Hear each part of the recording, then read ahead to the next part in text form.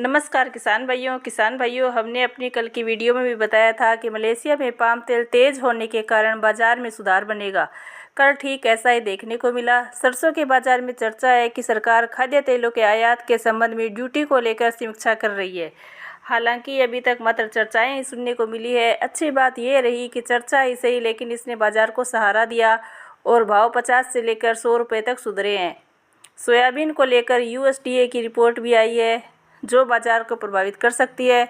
इन खबरों के अलावा सरसों के बाज़ार में और क्या खबरें चल रही है, आज की वीडियो में हम बाज़ार की हर हलचल को विस्तार से समझेंगे और ये अंदाज़ा लगाने की कोशिश करेंगे कि बाज़ार की तेज़ी की तरफ जाने की क्या संभावनाएं हैं। आज की वीडियो में हम बाज़ार की हर हलचल को विस्तार से समझेंगे और यह अंदाज़ा लगाने की कोशिश करेंगे कि बाज़ार के तेज़ी की तरफ जाने की क्या संभावनाएं हैं। अगर आप सरसों के व्यापारी या किसान हैं तो आपको ये वीडियो अंत तक ज़रूर देखनी चाहिए। किसान भाइयों, बाज़ार में क्या है मुख्य खबरें। जैसा कि हमने बताया कि नई सरकार कृषि को लेकर काफ़ी उत्साहित नज़र आ रही है। प्रधानमंत्री जी ने पहला काम किसानों की किस्त भेजने का ही किया है। साल 2023 में खाद्य तेलों के आयात में नए रिकॉर्ड बने हैं। अब सरकार इसे लेकर गंभीर नज़र आ रही है। ख़ास तौर पर तिलहन फसलों को लेकर सरकार काफ़ी कुछ करने का सोच रही है।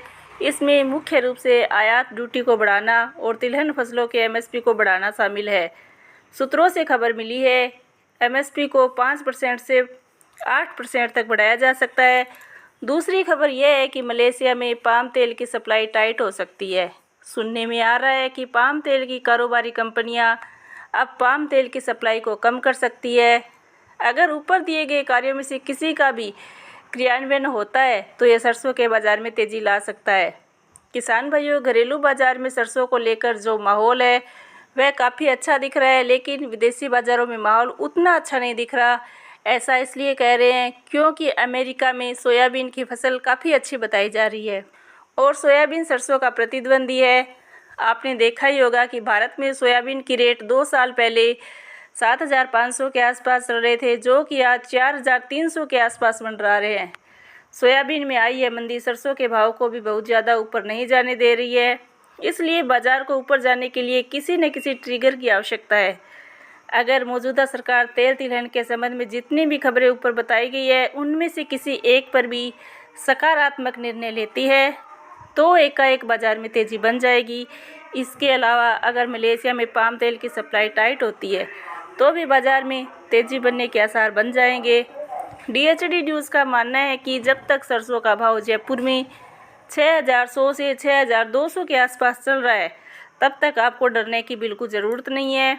उम्मीद है कि थोड़े ठहराव के बाद सरसों के भाव 6,500 की तरफ चल पड़ेंगे।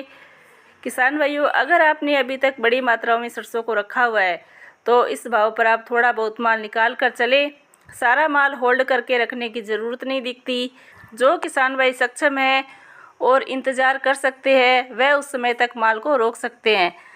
जब तक जयपुर में सरसों के भाव 6,000 के ऊपर बने हुए हैं, ऊपर में सरसों के भाव 6,500 तक जाने की संभावना प्रबल है। बाज़ार को लगातार मॉनिटर कर दे रहे किसान भाइयों, हमारा कार्य बाज़ार की तेज़ी मंदी रिपोर्ट से आपको अवगत कराना है। बाकी आप अपना व्यापार अपने विवेक से करें। साथ ही साथ वीडियो को लाइक और चैनल को सब्सक्राइब भी ज़रूर करें। जय जवान जय किसान।